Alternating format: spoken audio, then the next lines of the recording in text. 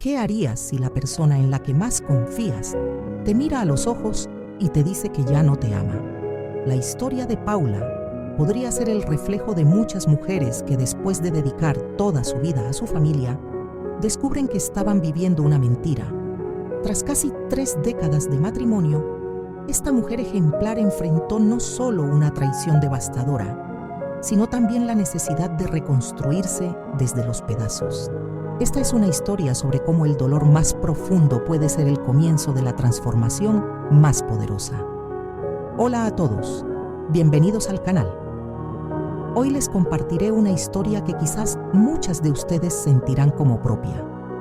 Una historia que habla de amor, sacrificios, mentiras y renacimiento. Y si este tipo de relatos te conmueve, te invito a darle like, suscribirte al canal y compartir este video con alguien que también necesite escucharlo. Porque juntas podemos encontrar fuerza incluso en las historias más dolorosas. Lo que están a punto de escuchar no es solo el relato de una traición, sino también el viaje emocional de una mujer que tuvo que redescubrir quién era cuando todo lo que conocía se vino abajo. Prepárense para un testimonio profundo, crudo y al mismo tiempo inspirador. Paula no solo perdió a su esposo, perdió su identidad, pero en medio del abismo encontró algo que nunca había imaginado, a sí misma.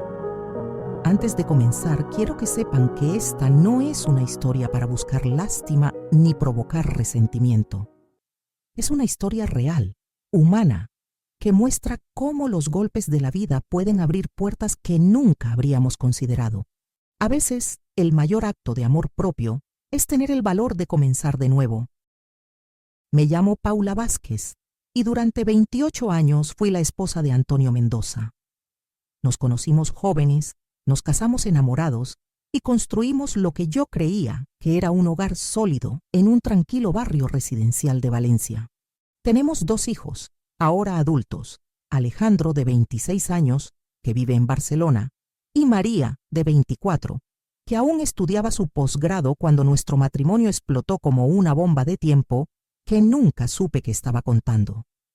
Siempre fui la esposa perfecta, o al menos eso pensaba. Dejé mi carrera como profesora para dedicarme a mi familia, para que Antonio pudiera construir su bufete de abogados sin preocuparse por nada más que su trabajo. Preparaba comidas elaboradas, mantenía la casa impecable, organizaba las reuniones familiares y me aseguraba de que todo funcionara como un reloj suizo. Mi vida giraba en torno a las necesidades de los demás y encontraba satisfacción en ser el pilar invisible que sostenía nuestro hogar. Con el paso de los años me fui desvaneciendo. Mis sueños, mis deseos, incluso mi personalidad fueron quedando en segundo plano. Era la esposa de Antonio, la madre de Alejandro y María, pero ¿quién era Paula? Esa pregunta llevaba años acumulando polvo en algún rincón de mi mente, ignorada mientras me ocupaba de todos menos de mí misma.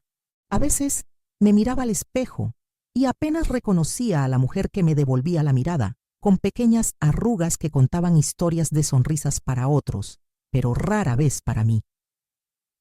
Antonio llegaba tarde del trabajo, cada vez más tarde. Al principio eran reuniones importantes, después cenas con clientes, luego simplemente asuntos del bufete. Yo asentía, guardaba su cena en el microondas y fingía dormir cuando finalmente se deslizaba entre las sábanas, trayendo consigo un aroma que no era el suyo, un perfume que yo pretendía no notar. El silencio entre nosotros se fue haciendo tan denso que a veces me costaba respirar en su presencia. Los fines de semana que pasábamos juntos se volvieron escasos, las conversaciones superficiales, los besos mecánicos. Nos convertimos en actores de una obra que ya nadie veía, interpretando roles que habíamos memorizado pero que ya no sentíamos. Yo me decía que era normal, que todos los matrimonios pasaban por etapas difíciles, que cuando los niños se fueran tendríamos tiempo para reconectarnos. Me aferraba a esa esperanza como un náufrago a un trozo de madera en medio del océano.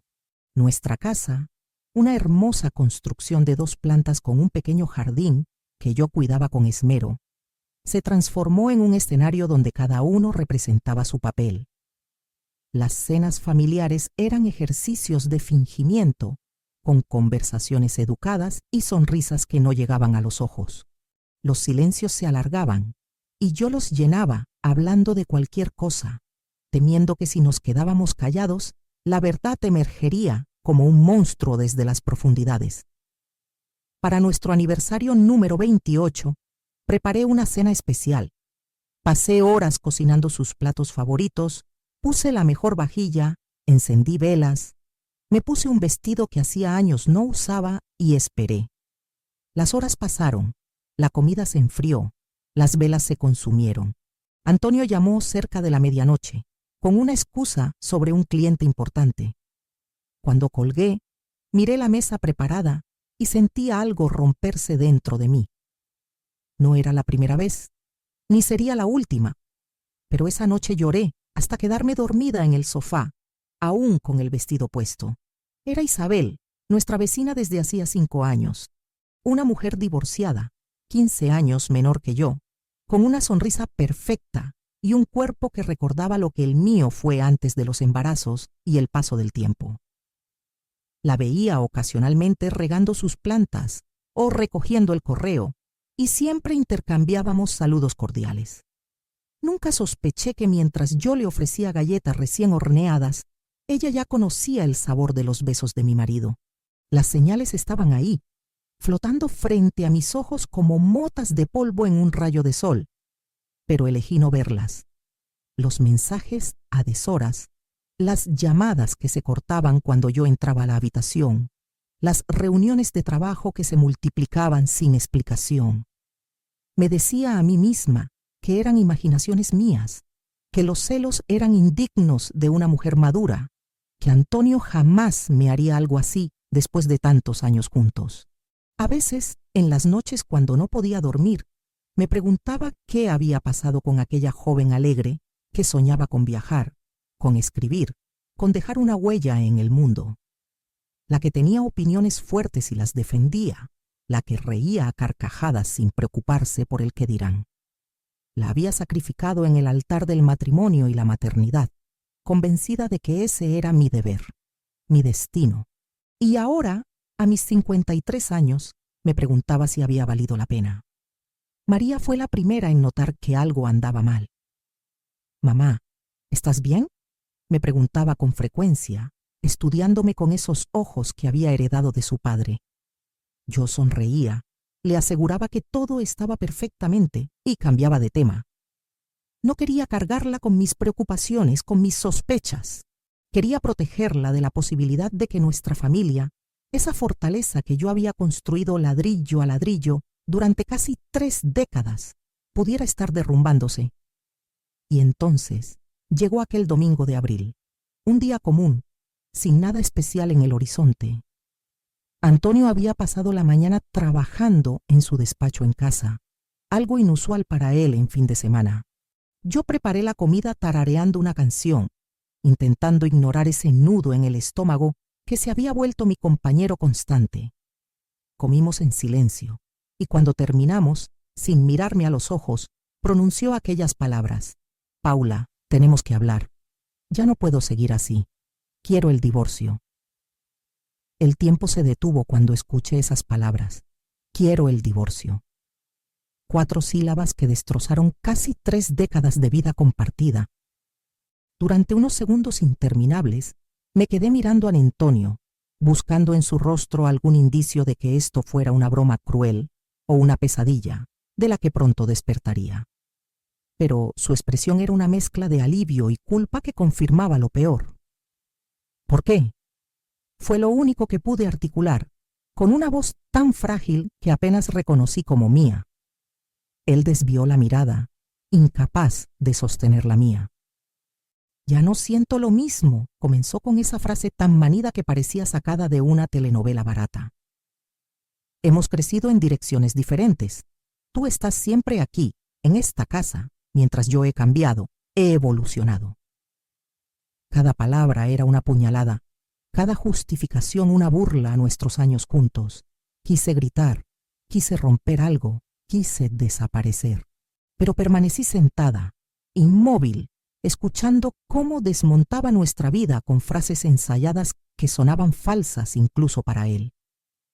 No mencionó a Isabel, no tuvo el valor, pero yo ya lo sabía. Lo había sabido siempre. ¿Hay alguien más?, pregunté cuando finalmente hizo una pausa en su monólogo preparado. El silencio que siguió fue más elocuente que cualquier confesión. Antonio se pasó la mano por el pelo, ese gesto tan suyo que antes me parecía encantador y ahora solo evidenciaba su nerviosismo. Paula, comenzó, como si mi nombre fuera una disculpa. Luego, suspiró profundamente y asintió. Sí, no quería que te enteraras así, pero sí, hay alguien más y es serio. Mi cuerpo se tensó, preparándose para el golpe final que ya sabía que vendría. Es Isabel. No necesitó aclarar quién era Isabel. No necesitó explicar cómo nuestra vecina, a quien yo había recibido tantas veces en casa, con quien había compartido recetas y charlas casuales sobre jardinería, se había convertido en la amante de mi marido. Un sabor amargo me subió por la garganta, mientras los recuerdos se agolpaban en mi mente. Isabel apareciendo casualmente cuando Antonio estaba en casa. Sus miradas que ahora reconocía como cómplices, las veces que él se había ofrecido a María a ayudarla con problemas en su casa. Todo cobraba un nuevo y doloroso significado. ¿Cuánto tiempo? Mi pregunta cortó el aire como un cuchillo. Antonio dudó, evitando nuevamente mi mirada. 1 año y medio, respondió finalmente. 1 año y medio. 550 días aproximadamente. Más de 1000 comidas preparadas para un hombre que ya no me amaba. Cientos de noches esperando a alguien que estaba en brazos de otra. Decenas de celebraciones familiares donde ambos actuábamos, mientras yo era la única que no conocía el verdadero guión. El dolor dio paso a una rabia fría, cristalina, que me hizo ver todo con una claridad aterradora. Ella es más joven, continuó Antonio, como si eso explicara algo, como si la juventud fuera una virtud que yo había perdido por mi propia negligencia. Y entiende mi mundo, mi trabajo. Puedo hablar con ella de cosas que a ti nunca te han interesado. Cada palabra era una bofetada. ¿Acaso había olvidado que yo había dejado mi carrera, mis intereses, para que él pudiera perseguir los suyos? Que durante años me había contado sus casos y yo había escuchado atentamente, aun cuando el derecho corporativo me resultaba tan ajeno. La injusticia me quemaba por dentro. ¿Los niños lo saben?, pregunté, pensando en María y Alejandro. Él negó con la cabeza. Quería hablar contigo primero. Pensé que podríamos decírselo juntos, como adultos. Como adultos. Como si pedir el divorcio por una aventura con la vecina fuera lo más maduro del mundo. Quise reírme, pero temía que si empezaba, acabaría en un llanto descontrolado que no quería que él presenciara. No le daría esa satisfacción. No le mostraría cuánto me había destrozado. Ya he hablado con un abogado, añadió Antonio, y ese ya fue quizás lo más doloroso. Mientras yo planeaba cenas familiares y soñaba con viajes que haríamos cuando los niños se independizaran del todo, él ya estaba planeando su salida, su nueva vida sin mí. Podemos hacer esto de manera civilizada, Paula. No quiero hacerte daño. No quería hacerme daño. ¿Acaso creía que traicionarme durante más de 1 año no era hacerme daño? ¿Que abandonarme después de 28 años por una mujer más joven no era hacerme daño? Esa noche, después de que Antonio saliera de casa con una maleta, solo lo esencial, vendré por el resto en unos días, me senté en mi sofá, con una copa de vino que no bebí. La casa, tan familiar, tan llena de recuerdos, me parecía ahora extraña, como si las paredes guardaran secretos que yo acababa de descubrir. Pensé en todas las veces que había limpiado, cocinado, cuidado de este espacio para convertirlo en un hogar que él había profanado con su traición, que había abandonado como quien deja una casa de alquiler al terminar el contrato. El teléfono sonó varias veces. Era María, preocupada porque no contestaba sus mensajes. No me sentía capaz de hablar, de pronunciar en voz alta lo que había sucedido, como si decirlo lo hiciera más real. Le envié un mensaje breve. Estoy bien, cariño. Hablamos mañana. Una mentira piadosa, la primera de muchas que tendría que decir en los días siguientes. ¿Cómo les explicaría a mis hijos que su padre había decidido que ya no nos quería en su vida? ¿Cómo les diría que la familia que creían tener era solo una ilusión? A la mañana siguiente, con los ojos hinchados por un llanto silencioso que finalmente había llegado en la soledad de la noche, me obligué a levantarme. Me duché, me vestí y me senté a desayunar como si fuera un día normal. Mientras untaba mantequilla en una tostada que sabía que no comería, vi movimiento en la casa de al lado. Isabel salía a recoger el correo, radiante en un vestido de verano que realzaba su figura. Nuestras miradas se cruzaron por un instante y ella, en lugar de esquivarla con vergüenza, me sonrió. Una sonrisa que decía, he ganado. Fue ese gesto, esa sonrisa triunfal, lo que finalmente quebró la represa de emociones contenidas. Dejé caer el cuchillo, que resonó contra el plato con un estrépito que me sobresaltó. Las lágrimas volvieron, pero ya no eran de tristeza, sino de indignación. ¿Cómo se atrevía? ¿Cómo tenía el descaro de sonreírme, de restregarme en la cara su victoria? En ese momento, algo se transformó dentro de mí. La mujer sumisa, complaciente, que lo había dado todo por su familia sin esperar nada a cambio, comenzó a desvanecerse. Llamé a María y a Alejandro ese mismo día. Merecían escuchar la verdad de mí antes que de su padre, o peor aún, de rumores. La conversación fue dolorosa. María lloró, incrédula. Alejandro, siempre más parecido a su padre, mantuvo un silencio tenso que era casi peor que los gritos que esperaba. ¿Estás segura, mamá?, preguntó finalmente, como si yo pudiera haberme inventado la confesión de Antonio, como si yo fuera la que estaba rompiendo la familia. No lo culpé. Su mundo también se estaba desmoronando. Los días siguientes pasaron en una nebulosa de trámites burocráticos y conversaciones incómodas. Antonio vino a recoger más cosas, siempre cuando sabía que yo no estaría en casa. Le dio a María una versión edulcorada de los hechos, que el matrimonio llevaba tiempo deteriorándose, que Isabel había sido una consecuencia, no una causa. Mi hija me lo contó, indignada pero confundida. ¿Es verdad, mamá? ¿Llevaban mal mucho tiempo?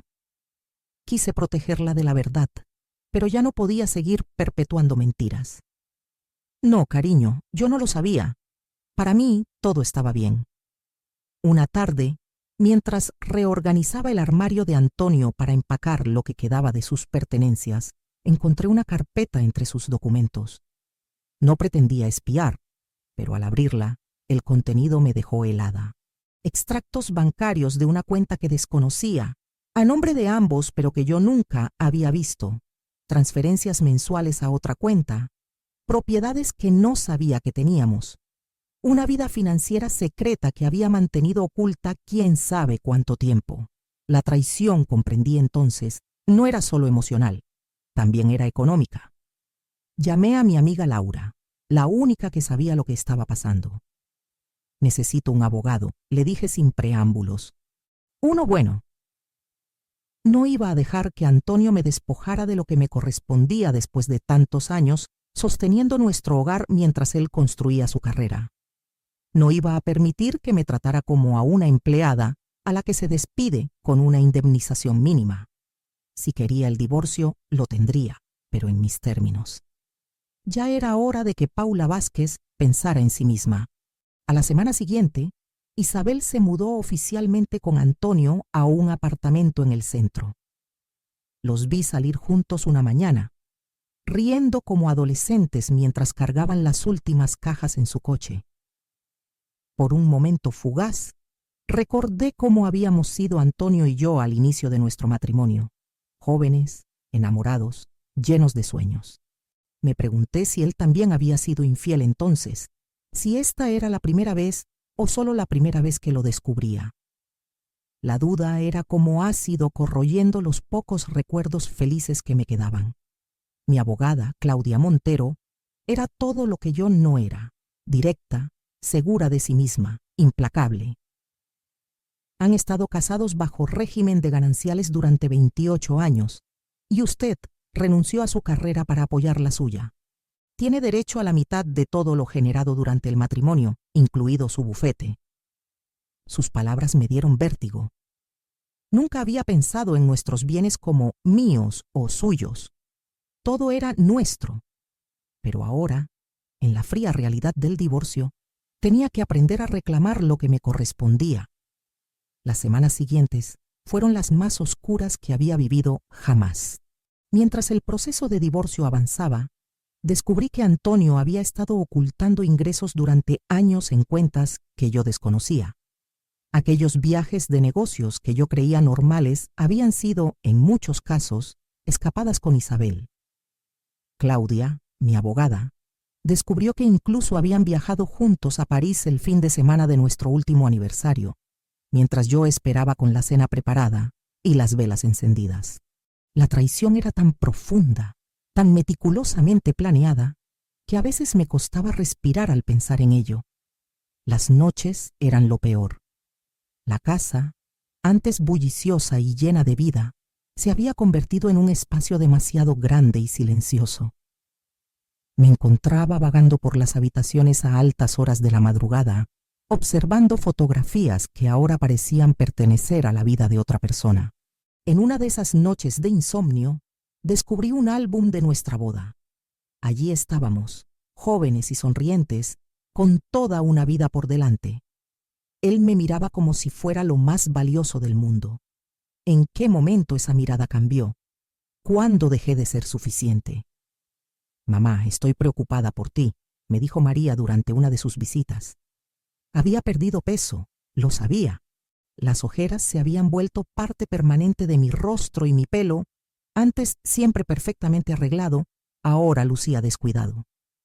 «Estoy bien», mentí, como había estado mintiendo durante semanas. «Solo necesito tiempo». Pero la verdad era que no sabía si alguna vez estaría bien de nuevo. A los 53 años, sentía que mi vida había terminado. ¿Quién querría a una mujer mayor, con el corazón destrozado y sin nada propio que ofrecer? Un jueves, Alejandro me llamó. Su voz sonaba extraña, tensa. «Mamá, tenemos que hablar, es sobre papá». Mi corazón se aceleró temiendo lo peor. ¿Estaba enfermo? ¿Había tenido un accidente? A pesar de todo, una parte de mí seguía preocupándose por él. «Papá e Isabel van a tener un bebé». Las palabras cayeron como una losa sobre mí. Un bebé. A sus 55 años, Antonio iba a ser padre de nuevo, con ella, el último clavo en el ataúd de nuestro matrimonio, la prueba definitiva de que no había vuelta atrás. Esa noche rompí todos nuestros álbumes de fotos. Arranqué sistemáticamente cada imagen donde aparecía Antonio, destrozándolas en pedazos tan pequeños como mi autoestima. Cuando terminé, mis manos temblaban y estaban llenas de pequeños cortes del papel. El suelo de la sala estaba cubierto de confeti de recuerdos destruidos. Me dejé caer en el sofá, exhausta pero extrañamente liberada. Era como si hubiera estado sosteniendo la respiración durante meses y por fin pudiera exhalar, aunque el aire que salía estuviera cargado de dolor. Recordé cómo había renunciado a mi puesto de profesora cuando Alejandro tenía apenas 2 años. Antonio había sido ascendido y su nuevo cargo exigía viajes constantes. «Solo será temporal», me había dicho. «Cuando los niños sean mayores podrás retomar tu carrera». Pero ese momento nunca llegó. Siempre había una razón para que yo siguiera en casa. Los niños me necesitaban. Su trabajo era demasiado exigente. Sus clientes esperaban cenas en casa para cerrar tratos importantes. Y yo, convencida de que eso era lo que una buena esposa debía hacer, había ido postergando mis propios sueños. La primera audiencia del divorcio fue una pesadilla.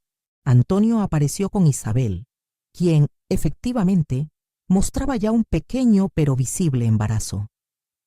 verlos juntos, formando ya una nueva familia, mientras la nuestra aún estaba en proceso de disolución, fue más de lo que podía soportar. Claudia me apretó el brazo, recordándome que debía mantener la compostura. «No les des el gusto de verte alterada», me susurró. Respiré hondo y entré a la sala con la cabeza alta, aunque por dentro estuviera desmoronándome. Antonio negó todas mis acusaciones sobre las cuentas ocultas. Con la confianza que le daba años de experiencia en tribunales, juró que yo siempre había estado al tanto de todos los movimientos financieros, que simplemente había elegido no involucrarme. Su abogado, un antiguo colega suyo, presentó documentos que supuestamente yo había firmado, autorizando transferencias y aperturas de cuentas. Miré aquellas firmas, tan parecidas a la mía pero ligeramente diferentes, y supe que habían sido falsificadas. La sensación de traición alcanzó un nuevo nivel que no creía posible. ¿Puedes demostrar que esas firmas son falsas?, me preguntó Claudia cuando salimos. Le conté que nunca había visto esos documentos, que jamás había autorizado tales movimientos. Necesitaremos un perito calígrafo, decidió, y tendremos que rastrear cada centavo que haya sacado de cuentas conjuntas. Esto ya no es solo un divorcio, Paula, es fraude. La palabra quedó flotando entre nosotras, pesada y amarga.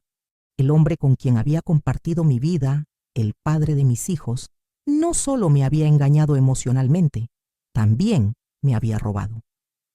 Una tarde, mientras vaciaba los últimos cajones de Antonio, encontré un pequeño cuaderno negro que no recordaba haber visto antes.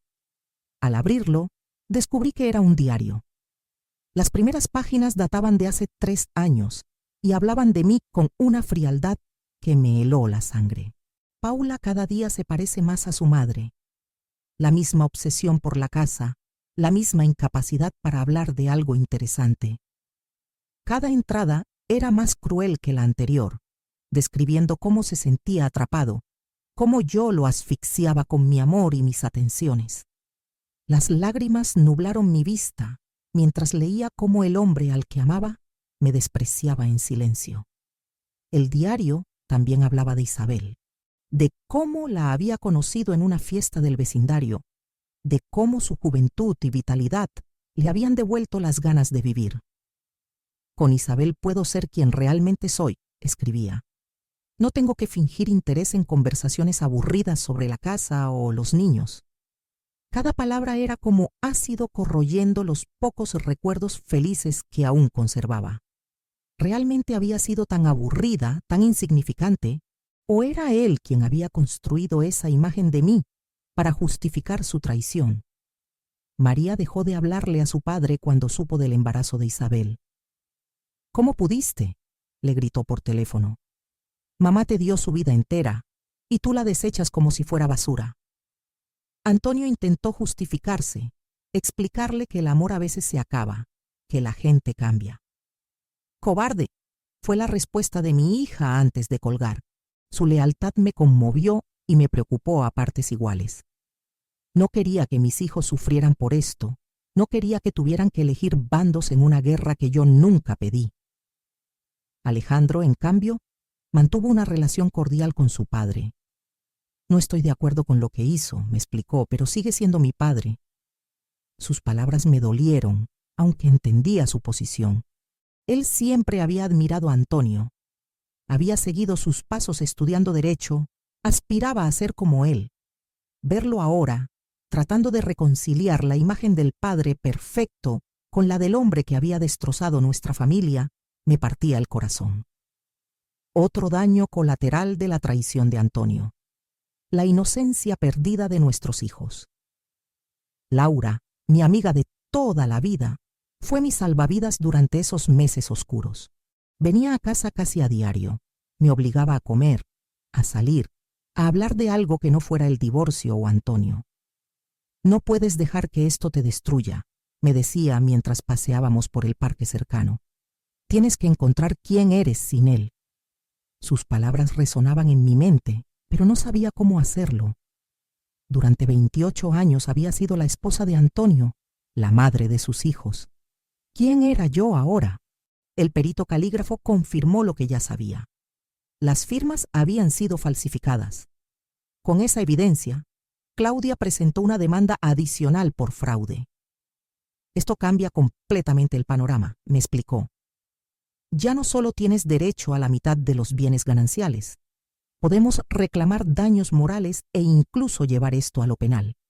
La idea de ver a Antonio enfrentando cargos criminales me produjo sentimientos encontrados. Una parte de mí quería justicia, quería que pagara por todo el dolor causado. Otra parte, la que aún recordaba al joven del que me enamoré, se resistía a hundirlo completamente. Un domingo, después de meses sin verlo, me crucé con Antonio en el supermercado. Estaba solo, sin Isabel, y por un momento pareció tan sorprendido de verme como yo a él. Nos quedamos mirando en silencio, separados por un pasillo de productos enlatados. Había imaginado este momento muchas veces. Yo, elegante y recuperada, mirándolo con indiferencia mientras él se consumía de remordimiento. La realidad fue muy diferente. Sentí náuseas. El corazón me latía tan fuerte que temí que pudiera escucharlo, y las palabras que había ensayado se evaporaron de mi mente. Paula, dijo finalmente, con una voz que intentaba ser casual, pero que traicionaba nerviosismo. Te ves bien. Era una mentira evidente. Había adelgazado 15 kilos. Tenía el pelo sin teñir mostrando canas que antes ocultaba cuidadosamente, y vestía ropa que en otros tiempos hubiera considerado demasiado informal para salir de casa. Tú también, respondí automáticamente, porque las buenas maneras estaban demasiado arraigadas en mí. ¿Cómo va? Comenzó, pero lo interrumpí. No, no hagas esto. No finjamos que somos amigos. Me di la vuelta y abandoné mi carrito lleno a medias, incapaz de seguir ahí un minuto más. Esa noche tuve una crisis nerviosa. Fue María quien me encontró, sentada en el suelo de la cocina, rodeada de platos rotos y llorando incontrolablemente. No recordaba haber roto la vajilla, no recordaba haber llegado siquiera a la cocina. Solo recordaba el rostro de Antonio, tan familiar y al mismo tiempo tan ajeno, y la ira y el dolor mezclándose hasta hacerse indistinguibles. Mi hija llamó a una ambulancia y pasé 3 días en observación en el hospital. Agotamiento extremo, dijo el médico. Estrés postraumático, añadió la psiquiatra que me visitó. El hospital fue, irónicamente, el lugar donde comencé a sanar. Alejada de la casa que guardaba tantos recuerdos, atendida por profesionales que no me juzgaban, pude finalmente dormir sin pesadillas. La psiquiatra, una mujer de unos 60 años con ojos amables pero mirada penetrante, me hizo una pregunta que cambiaría todo. ¿Qué quiere Paula para Paula? Nadie me había preguntado eso en décadas. Siempre había sido qué quería Antonio, qué necesitaban los niños, qué esperaba mi familia. Me quedé en silencio, buscando una respuesta que no existía. Simplemente no lo sabía. No puedes seguir viviendo en esa casa, me dijo Laura cuando vino a recogerme del hospital. Cada rincón te recuerda a él. Necesitas un nuevo comienzo. Tenía razón, lo sabía, pero la idea de abandonar el hogar que había construido con tanto amor me resultaba desgarradora. Esa noche, alojada temporalmente en la habitación de invitados de Laura, tomé una decisión que me aterraba y me liberaba a partes iguales. Vendería la casa. No solo por el divorcio, no solo por la división de bienes, sino por mí, para cortar el último lazo físico que me ataba a una vida que ya no existía. Claudia recibió la noticia con aprobación profesional. Es una decisión inteligente, me aseguró. La casa es demasiado grande para ti sola y el mercado inmobiliario está en un buen momento. Podemos usarlo como punto de presión en las negociaciones.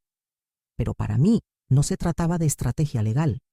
Era un acto simbólico, el primer paso real hacia mi nueva vida. Cuando firmé la autorización para ponerla en venta, sentí un extraño vértigo, como quien se asoma a un precipicio sabiendo que debe saltar para salvarse. La noticia de la venta llegó rápidamente a oídos de Antonio. Me llamó por primera vez en meses con la voz alterada. No puedes vender la casa sin mi autorización, reclamó. Es también mi casa. Su indignación me habría afectado antes, me habría hecho dudar, retroceder. Pero ya no. La casa está a mi nombre. Le recordé con una calma que ni yo misma reconocí en mi voz. Fue tu idea ponerla así para evitar problemas con posibles demandas a tu bufete, ¿recuerdas? El silencio al otro lado de la línea fue revelador. Uno de sus muchos planes había funcionado en mi beneficio. Mientras vaciaba la casa para la venta, encontré la vieja máquina de escribir que había sido mi regalo de graduación. Estaba guardada en el altillo, cubierta de polvo, olvidada como tantos otros símbolos de la persona que fui antes de ser la esposa de Antonio. La limpié con cuidado, probé las teclas, que seguían funcionando con ese satisfactorio chasquido mecánico. En la universidad había soñado con escribir, con crear historias que conmovieran e inspiraran. ¿Cuándo había renunciado a ese sueño? ¿Por qué lo había considerado menos importante que las ambiciones de Antonio? María me ayudó a empacar mis pertenencias personales. Entre risas y lágrimas, fuimos redescubriendo objetos olvidados, mi colección de poesía, discos de vinilo que me encantaban, un pequeño cuaderno donde escribía mis pensamientos cuando aún me permitía tenerlos. «Nunca te había visto así, mamá», comentó mi hija mientras me observaba sostener un viejo diario. «¿Así cómo?», pregunté confundida. «Así, tú», respondió. «Siempre fuiste la esposa de papá, la madre perfecta. Nunca te vi como una persona con sueños e intereses propios». Sus palabras me dolieron por su verdad. Entonces llegó el día de la audiencia decisiva. El juez tenía ante sí las pruebas del fraude financiero de Antonio, las firmas falsificadas, los desvíos de fondos. Claudia había hecho un trabajo impecable recopilando evidencia, y el caso era claro. Antonio, sentado del otro lado de la sala con su abogado, parecía haber envejecido años en unos meses. Isabel no estaba presente. Su embarazo avanzado le habría hecho incómodo el largo proceso. Sentí una extraña compasión por ella. Algún día descubriría quién era realmente el hombre con quien esperaba un hijo. «Su señoría», comenzó el abogado de Antonio. «Mi cliente está dispuesto a ofrecer un acuerdo extrajudicial». Claudia me miró, evaluando mi reacción. El acuerdo propuesto era más que generoso. La mitad del valor de todos los bienes, incluido el bufete, más una pensión compensatoria sustanciosa. Además, Antonio retiraría cualquier reclamación sobre la casa y renunciaría a su parte en la venta. A cambio, yo debía retirar las acusaciones de fraude y firmar una cláusula de confidencialidad. Tenía 15 minutos para decidir. Salí al pasillo con Claudia, quien me explicó las implicaciones legales de ambas opciones. Si aceptas, tendrás seguridad económica de por vida. Si continuamos, podríamos conseguir más, pero el proceso se alargaría y él podría enfrentar consecuencias penales. Me apoyé contra la pared, sintiendo el peso de la decisión. Antonio me había robado años de mi vida, había mentido, engañado, manipulado. Legalmente, merecía pagar por ello. Pero entonces pensé en mis hijos, en el bebé que estaba por nacer, en lo que significaría para ellos ver a su padre procesado por fraude. Regresé a la sala y acepté el acuerdo, no por bondad hacia Antonio, no por miedo al conflicto, sino porque elegí mi paz mental por encima de la venganza.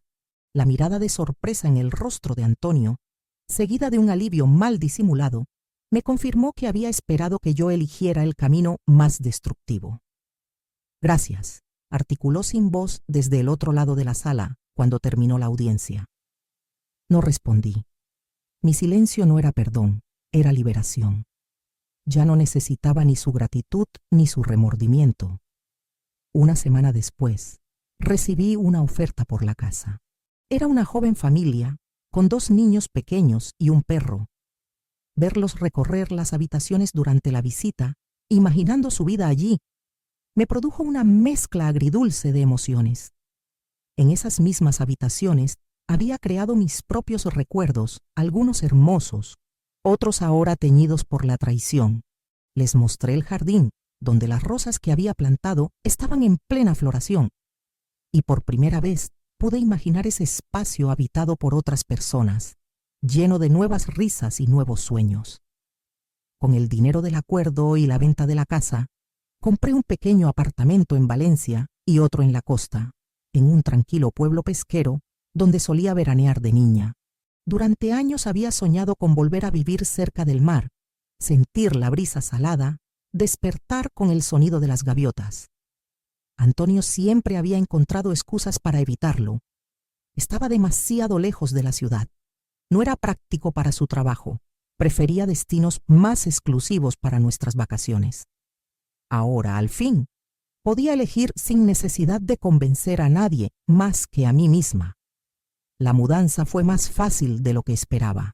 Dejé atrás muchos muebles, muchos objetos que, aunque valiosos, representaban una vida que ya no me pertenecía.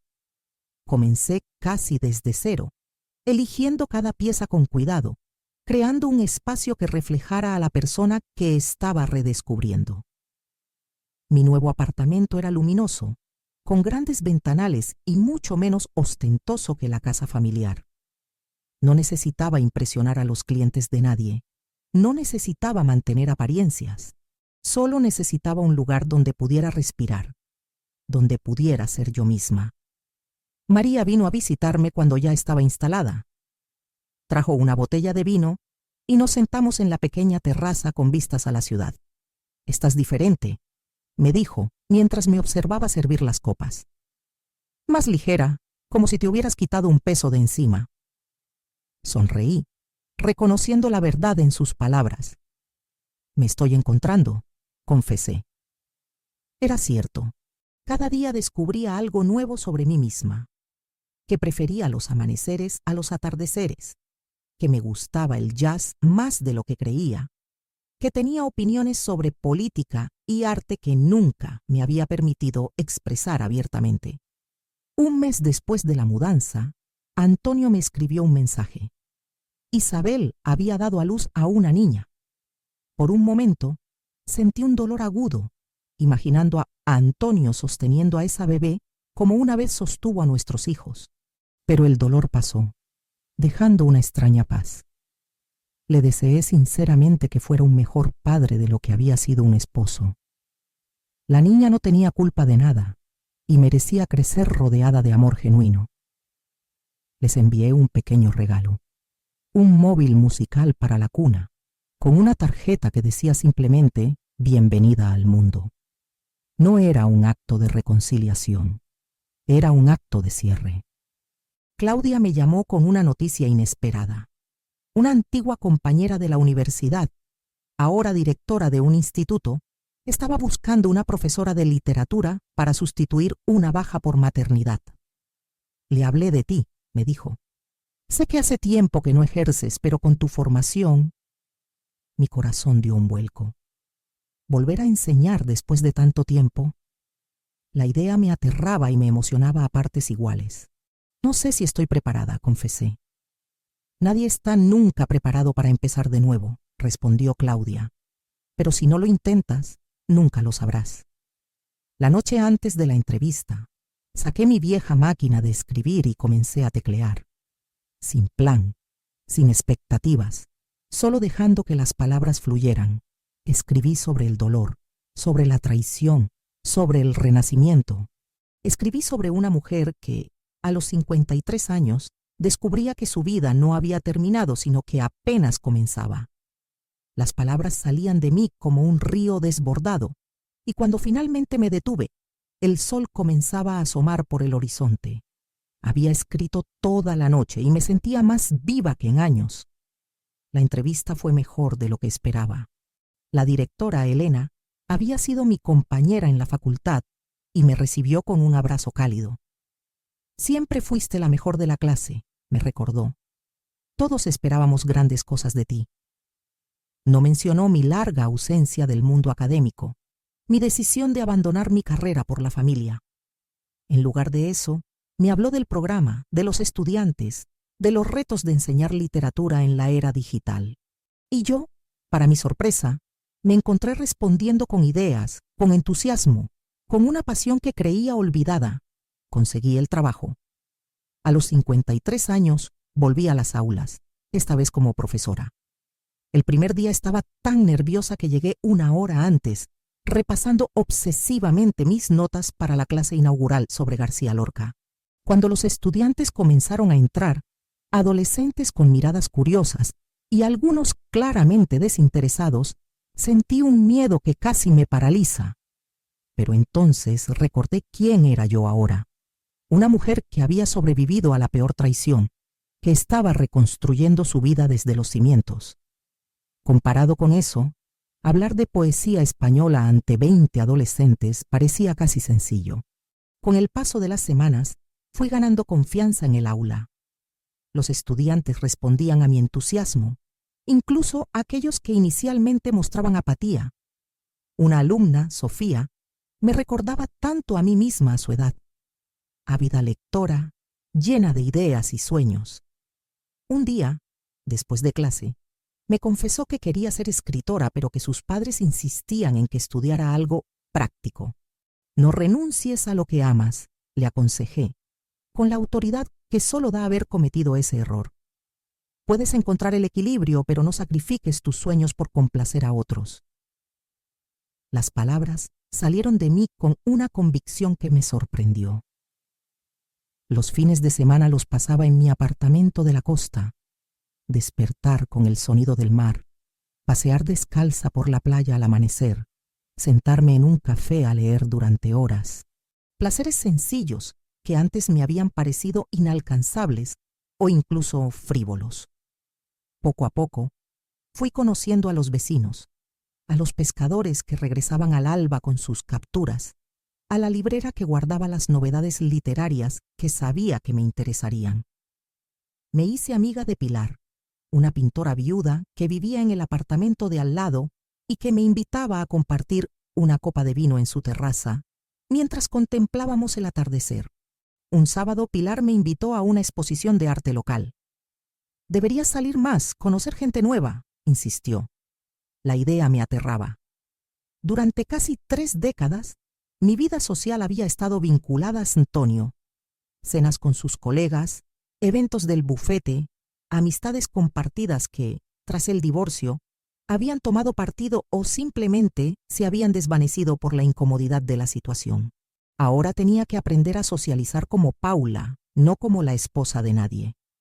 Me compré un vestido nuevo, me arreglé el pelo y me sorprendí disfrutando del proceso, vistiéndome para mí misma y no para cumplir con las expectativas de otros.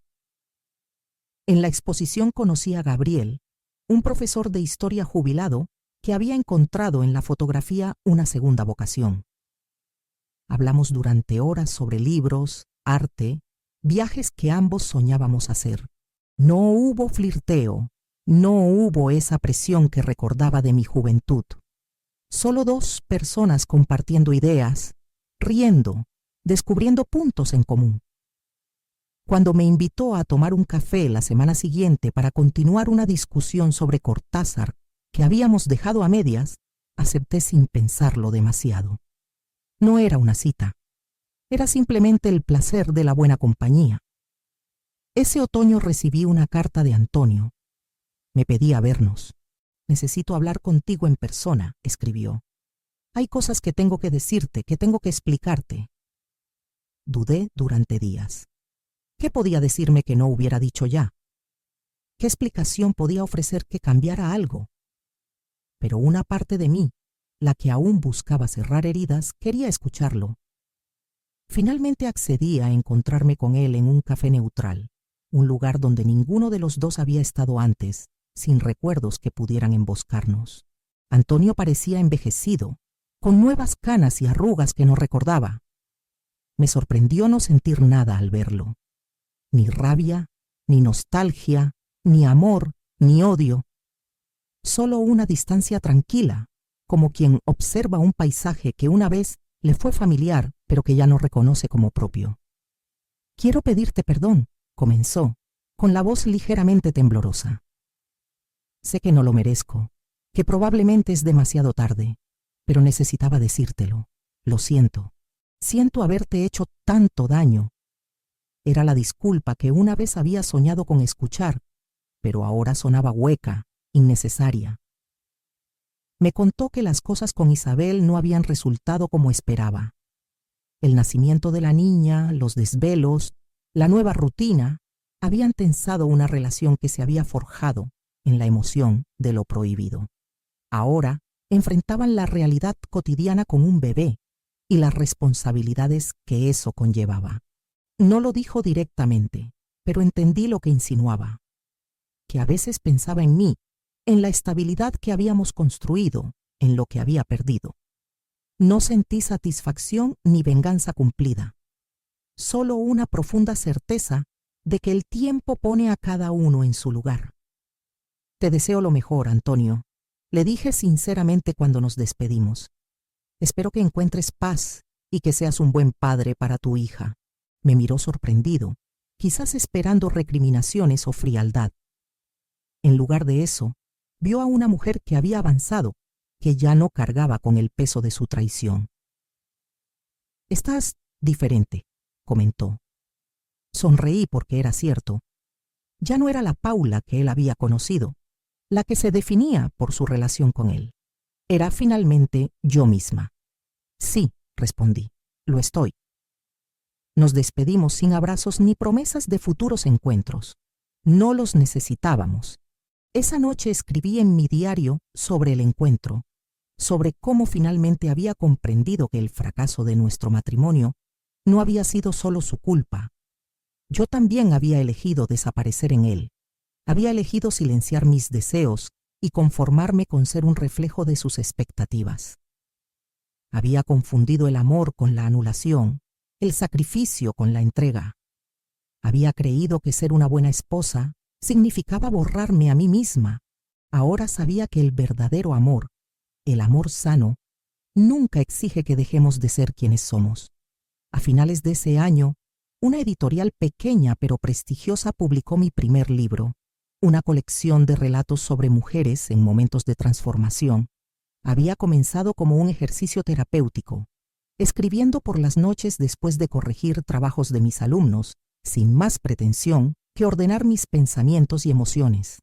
Fue Laura quien, tras leer algunos de mis textos, insistió en que los enviara a su prima editora. La llamada que me comunicaba que querían publicarlos me encontró en mi apartamento de la costa, mirando el mar mientras bebía té. Lloré de alegría, una emoción que hacía tanto tiempo que no experimentaba que casi había olvidado cómo se sentía. El día de la presentación del libro, mis dos mundos se encontraron. María y Alejandro estaban en primera fila, junto a Laura, Pilar, Gabriel y algunos de mis nuevos amigos del pueblo. También algunos colegas del instituto y, para mi sorpresa, varios de mis alumnos. Sofía, mi joven estudiante aspirante a escritora, me miraba con una mezcla de admiración y esperanza que me resultaba familiar. Era la misma mirada que yo tenía cuando soñaba con escribir, antes de que la vida me llevara por otros caminos. Al verla, supe que parte de mi propósito ahora era ayudar a que otros no cometieran mis errores. El libro tuvo un éxito modesto pero significativo. Recibí cartas de lectoras que se veían reflejadas en mis historias, que encontraban consuelo y esperanza en las experiencias de mis personajes. Algunas me contaban sus propias historias de pérdida y renacimiento, de segundas oportunidades. Respondía a cada una con esmero, conmovida por la forma en que las palabras pueden tender puentes entre desconocidos, crear conexiones basadas en experiencias compartidas. Comencé a organizar talleres de escritura los sábados, animando a otras mujeres a usar la escritura como herramienta de autoconocimiento y sanación. Gabriel y yo fuimos construyendo una amistad que, con el tiempo, evolucionó hacia algo más profundo. No fue un romance arrollador como el que había vivido con Antonio en nuestra juventud. Fue algo más pausado, más consciente, construido sobre conversaciones sinceras, respeto mutuo y espacio para que cada uno mantuviera su individualidad. No vivíamos juntos, Él en su casa llena de libros y fotografías, yo alternando entre mis dos apartamentos según la época del año. Pero compartíamos momentos, proyectos, silencios cómodos. A mis 55 años, aprendí que el amor puede tener muchas formas, todas válidas si nos permiten ser quienes realmente somos. Alejandro fue el último en reconciliarse con la nueva realidad. Una tarde me visitó en mi apartamento de la ciudad, visiblemente incómodo. He discutido con papá, me confesó mientras le servía café.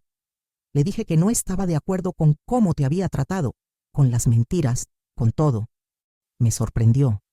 Él siempre había sido el más cercano a su padre, el más reacio a tomar partido. No tienes que elegir bandos, le aseguré. Puedes querer a tu padre y desaprobar sus acciones.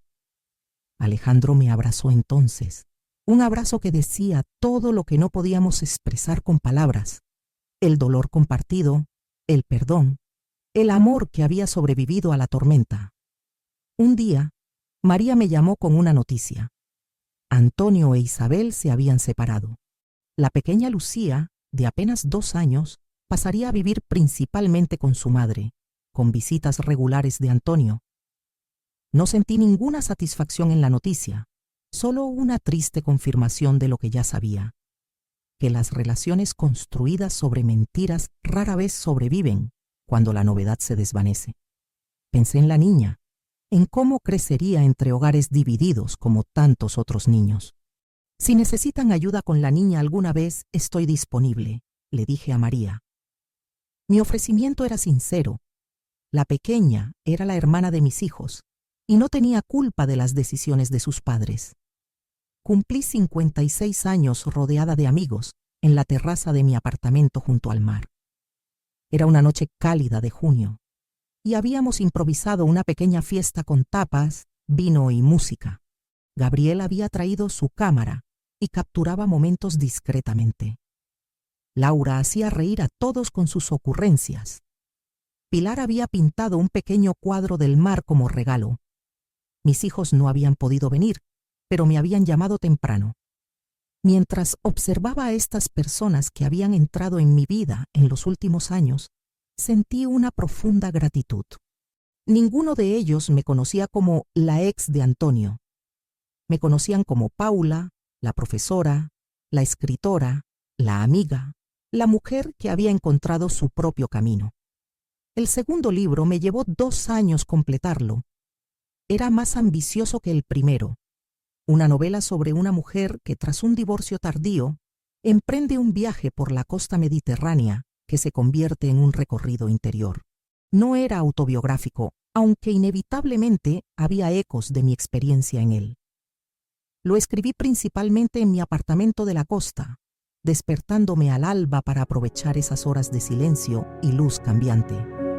Gabriel venía a veces, respetando mi espacio de trabajo, trayendo comida para que no me olvidara de comer mientras estaba absorta en la escritura. Siempre tuviste esto dentro de ti, me dijo un día, hojeando las páginas del manuscrito.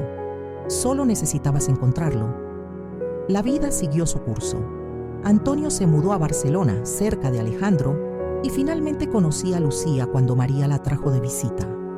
Era una niña vivaracha, con los ojos de su padre y el temperamento independiente que yo recordaba en Antonio cuando éramos jóvenes. La vi correr por la playa recogiendo conchas y me sorprendí sonriendo. Mi corazón ya no albergaba rencor, solo una extraña paz. El tiempo había hecho su trabajo, sanando heridas que una vez creí que me definirían para siempre. Ya no era la mujer traicionada, era simplemente Paula, con una historia compleja que incluía dolor pero no se limitaba a él. A veces, en las noches tranquilas cuando el insomnio me visita, repaso el camino recorrido, desde aquella tarde de domingo cuando mi vida se desmoronó hasta hoy. Cada decisión, cada lágrima, cada pequeña victoria. No cambiaría nada, ni siquiera el dolor, porque fue ese dolor el que me obligó a despertar, a reconocerme, a buscar una vida auténtica. He aprendido que nunca es tarde para comenzar de nuevo, que los finales pueden ser inicios disfrazados, que perderse a veces es necesario para encontrarse. La traición de Antonio no fue el final de mi historia. Fue apenas el primer capítulo de la vida que debía vivir. Si te apasionan las historias que tocan el alma y te hacen reflexionar, este es tu lugar. Suscríbete y activa la campanita para no perderte ningún contenido. Cada video es una nueva mirada, una nueva emoción, una nueva forma de ver la vida.